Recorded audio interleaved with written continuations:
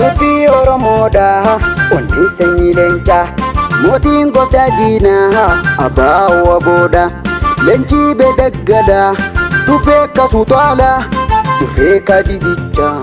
waliif gatu taala lammiitu miidhamee kanaaf dhufe aara gantuu qabee yertuu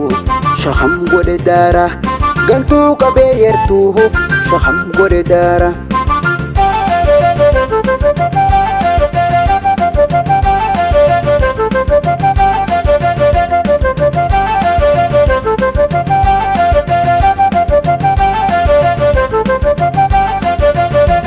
Ulfinni kee garaa mooraan kee hadiida